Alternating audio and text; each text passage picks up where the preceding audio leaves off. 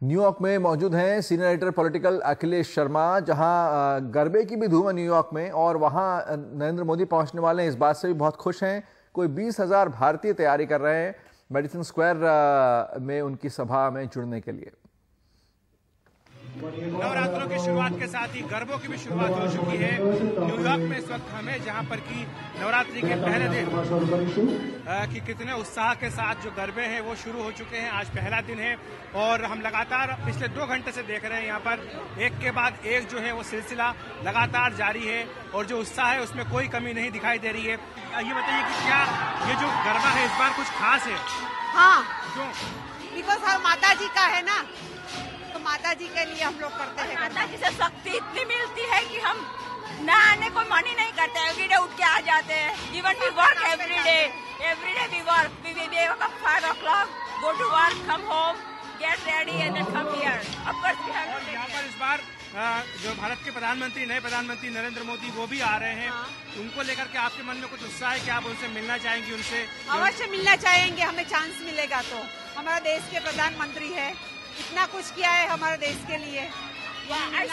मैंने उसका 15 अगस्त का जो स्पीच देखा था, my god, it was so good, it was really touching, it was like touching to even small, young, adults and seniors. It was बहुत अच्छा था उसका speech. So I would love to see him. यहाँ पर एक खास बात ये भी है कि जो रविवार को मेडिसन स्क्वायर गार्डन पर कार्यक्रम होने जा रहा है, यहाँ पर ऐसी कई महिलाएं हैं जो उस कार्यक्रम में हिस्सा लेंगी और ये भी बताया गया कि उस कार्यक्रम में वो परफॉर्म भी करेंगी। भारत से हजारों किलोमीटर दूर रह करके भी ये लोग चाहते हैं कि हर साल इसी उत्साह के साथ नवरात्रि का त्योहार यूं ही मनता रहे। न्यूयॉर्क में कैमरामैन कारण पात्रा के साथ Akhilesh Sharma, NDTV India.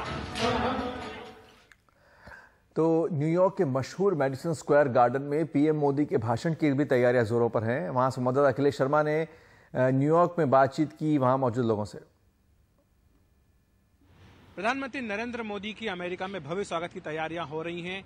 America में रहने वाले भारतीयों ने इसके लिए खास तौर से इंतजाम किए हैं। मेडिसन स्क्वायर की इवेंट को लेकर हम लगातार बातचीत करते रहे हैं। इसके पीछे हैं डॉक्टर भरत बाराई जो हमारे साथ हैं, साथ ही पन्ना बहन उनकी वाइफ, दोनों साथ हैं। डॉक्टर साहब, ये जो इतना भव्य पैमाने पर आप स्वागत कर रहे हैं प्रधानमंत्री मोदी का, क्या वजह है इसकी कि इतना बड़ा ग्रैंड वेलकम दिया जा रहा है? नरेंद्र भाई मोदी एनआरआईज में बहुत पॉपुलर है। एनआरआई लोग उनका सम्मान करते हैं। जो निष्ठा से, जो भारत प्रेम से वो देश के लिए कर रहे हैं, तो एनआरआई को लगता है ये सच्चे प्रधानमंत्री हैं, प्रधान सेवक हैं, जो देश को ऊपर लाएंगे, देश की इकोनॉमी को ऊपर लाएंगे, देश के नौजवानों को ऊपर लाएंगे।